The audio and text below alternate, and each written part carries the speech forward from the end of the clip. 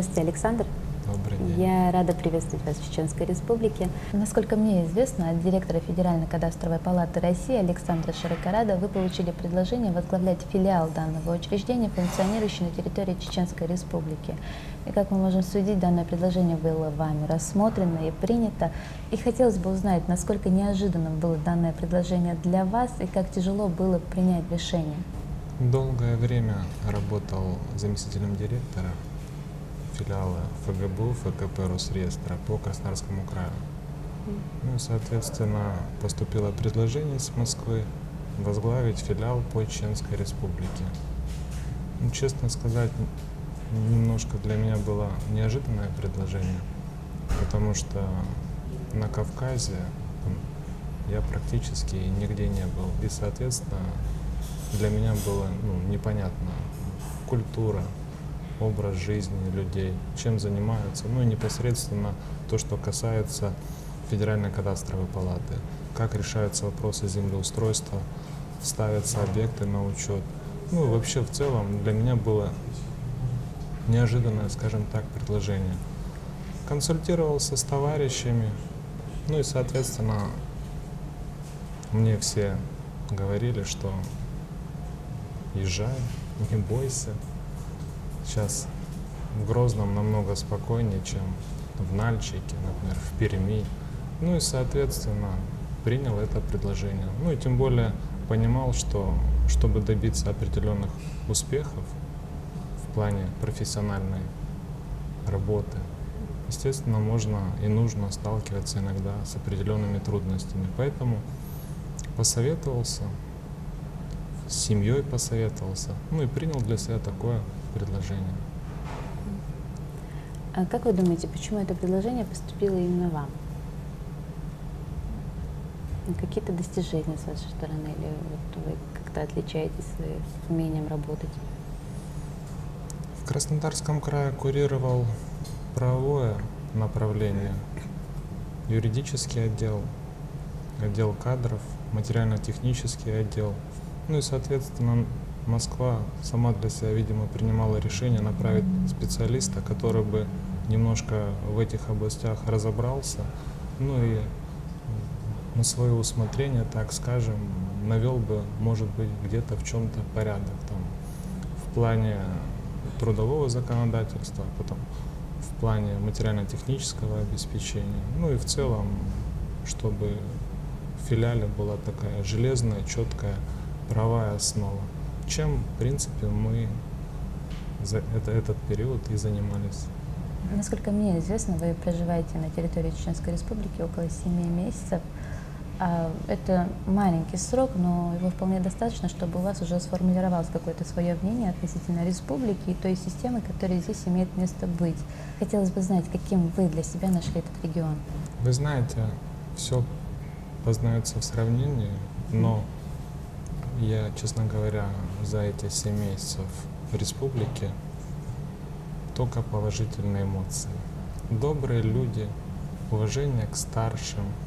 Можно спокойно и уверенно там погулять ночью.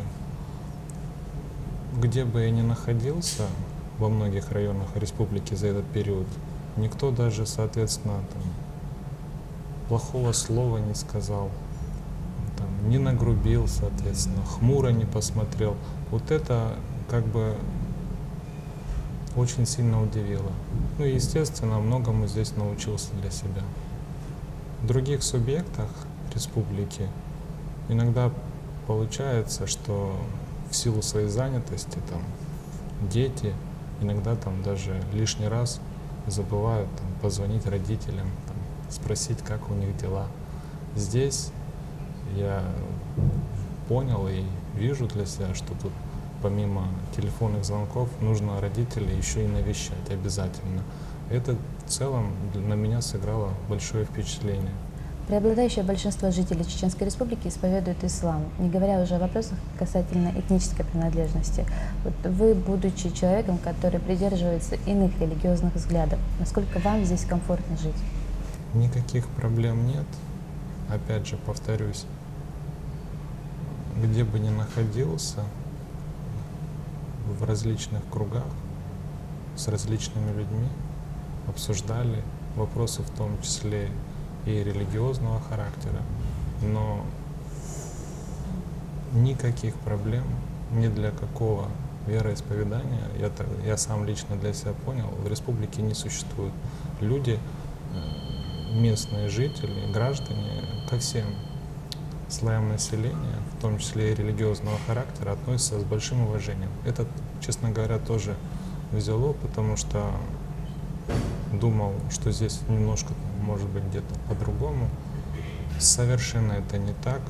Уважение и взаимопонимание. Никаких проблем в этом я не испытал лично. Давайте поговорим немного о вашей работе.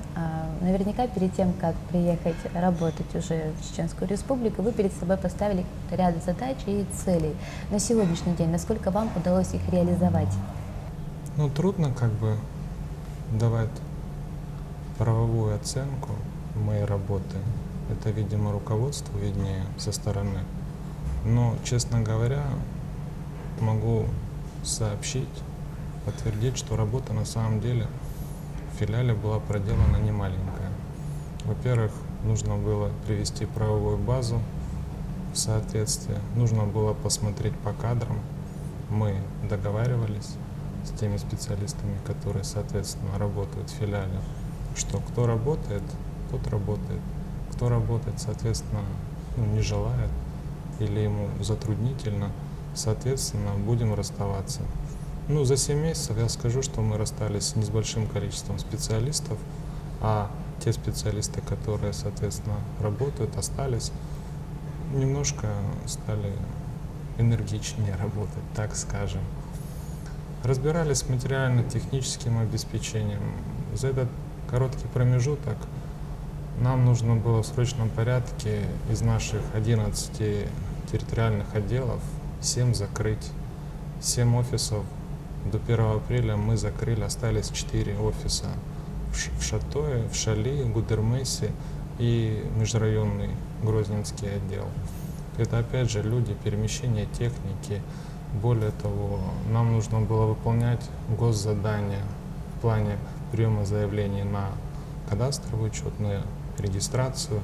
У нас по плану дорожной карты на 2016 год мы не должны принимать более 20% от общепринятых заявлений. То есть мы должны были понимать, что и МФЦ в свою очередь должно работать. Соответственно, эти 80% заявлений брать на себя. Немножко пристальное внимание уделил бухгалтерскому учету. Ну и непосредственно то, что присуще любому филиалу, это кадастровый учет. То есть начали немножко уже смотреть внимательно производственные наши отделы. Это отдел правового учета земли и объектов капитального строительства. Это, соответственно, отдел оценки.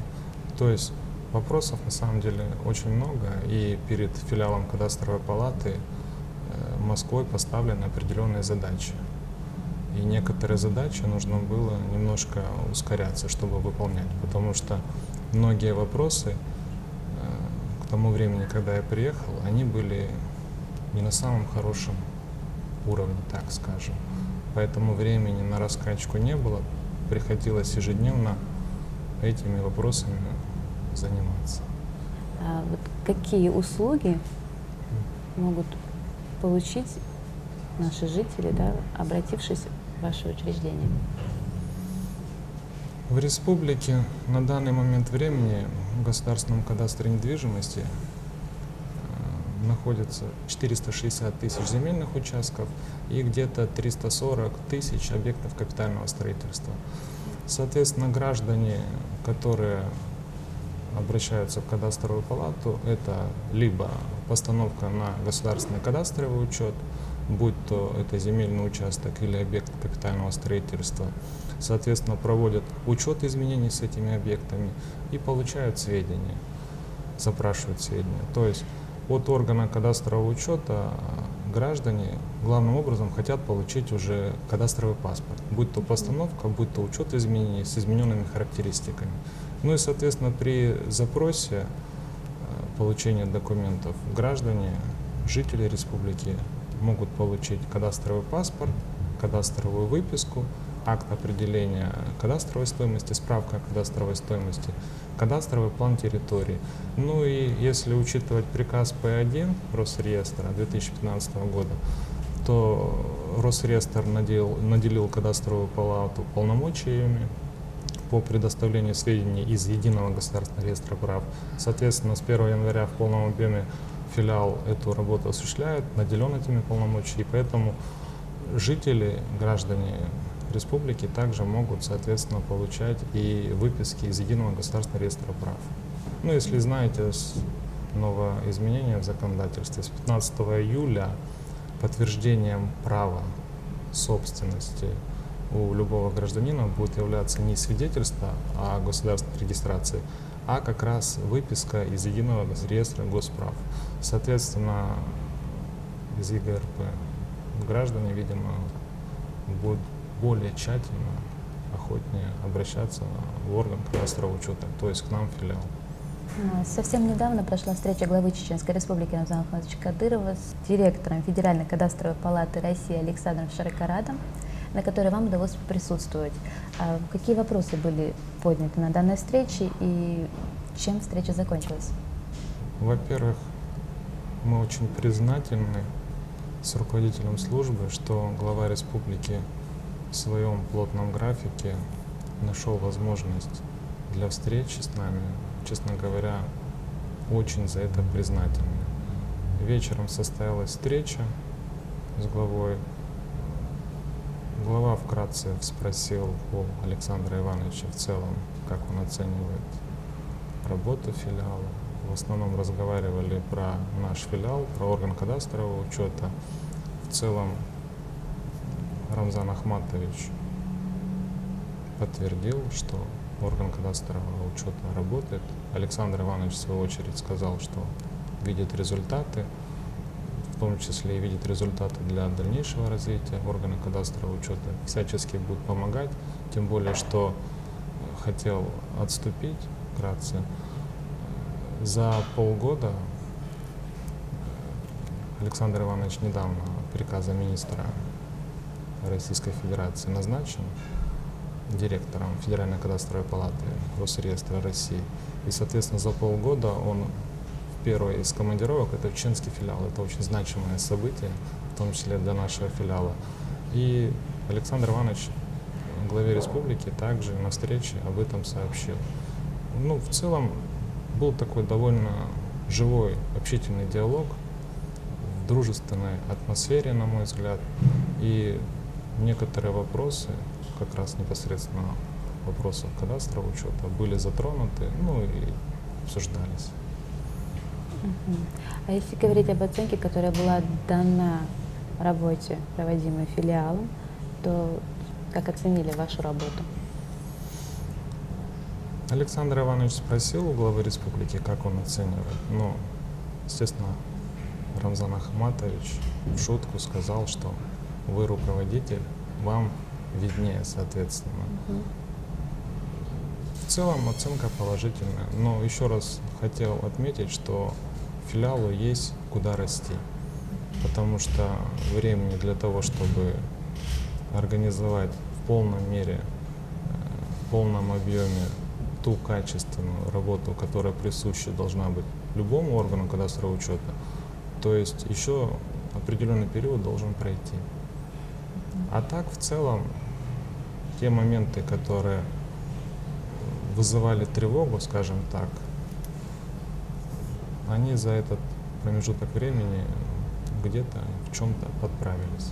Ну и хотел также добавить, что на встрече, кстати, приятной неожиданностью было то, что сам Александр Иванович родился в городе Грозном и, соответственно, до 70-го года вместе со своей семьей проживал в республике. Потом в 6-летнем возрасте уехал отсюда. Ну и, соответственно, на встрече с главой республики, с Рамзаном Ахматовичем, поднимался еще вопрос о том, что отец Александра Ивановича, Иван Егорович, 1928 года рождения, Сам он, соответственно, проживал с 54 по 70 год, но в течение 10 лет, с 1960 по 1970 год, возглавлял, был начальником отдела землепользования и землеустройства Совмина АССР, Чечено-Ингушская ССР. Ну и, соответственно, это сейчас примерно то же самое, что быть руководителем управления Росреестра по Чеченской Республике. Ну и поднялся вопрос, учитывая, что Иван Егорович, к сожалению, год назад скоропостижно скончался, стал вопрос о том, чтобы увековечить память Ивана Егоровича, потому что долгое время, на протяжении 10 лет, он трудился на благо, в том числе и республики. Ну, естественно, надо дать должное и выражаем отдельную большую благодарность главе республики. Александр Иванович, главе республики, об этом сказал, что Рамзан Ахматович воспринял эту информацию, естественно, попросил и уверил Александра Ивановича, что увековечение памяти Ивана Егоровича непременно произойдет. Спасибо большое отдельно за это главе республики, потому что для Александра Ивановича, руководителя службы, это было очень трепещущим моментом, потому что он этого ждал долгие-долгие годы. Насколько я знаю, вы выезжали, смотрели, да, место проживания. За длительный промежуток времени, большой промежуток времени, многое в этом районе изменилось. Это в районе Луча. Раньше это была улица Ленина, сейчас проспект Кадырова. Где-то в районе дома номер 185. Соответственно, раньше было 5 домов двухэтажных. 4 дома в настоящее время снесены, а именно тот угловой дом, где и проживал непосредственно Александр Иванович вместе со своим отцом, Широкорадом Иваном Егоровичем, он сохранился. Мы этот дом нашли, даже встретили семью пожилых людей, которые вышли к нам навстречу, вспомнили, естественно, добрым словом вспомнили Ивана Егоровича. Была такая, скажем, приятная встреча, неожиданная, спустя долгий промежуток времени. Поэтому надеемся, что увековечение памяти отца Александра Ивановича произойдет. А ваша семья, она как относится вот к тому, что вы проживаете здесь? Сначала переживали, потом, наоборот, я им сказал, что у нас в Краснодарском крае, ну и в целом по России, там закон, там 22:00, детям там пора домой. Я своей семье сказал, вот здесь дети в республике спокойно могут гулять и после 22:00. Ну, как бы для них это было неожиданно, но действительно сейчас уже, может быть, где-то в чем-то переживают меньше, потому что, я еще раз повторюсь, здесь все немножко по-другому, как это звучит в субъектах. Ну, люди насторожены, люди чем-то там озадачены, с опаской относятся к республике. Я всем своим знакомым говорю, что это не так. Приезжайте, друзья приезжают, навещают, и в этом, естественно, все убедились. И поэтому семья сейчас моя личная немножко успокоилась. Если говорить о ваших планах, лично у вас, какие планы на будущее? Трудно сказать. Семья живет в Краснодаре, в Краснодарском крае. Я, соответственно, работаю здесь. Естественно, любые вопросы, которые связаны с моей работой, они с семьей обсуждаются, потому что, с одной стороны, моя судьба для моей семьи не безразлична. Я, соответственно, постоянно думаю о семье, поэтому время покажет. Но те задачи, которые перед нами ставились, передо мной лично, естественно, с гордостью, с чувством ответственности стараюсь выполнять в полном объеме. А люди, соответственно, и служба оценят.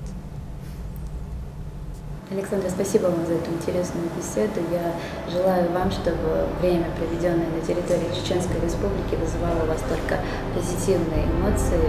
Успехов вам и всего доброго.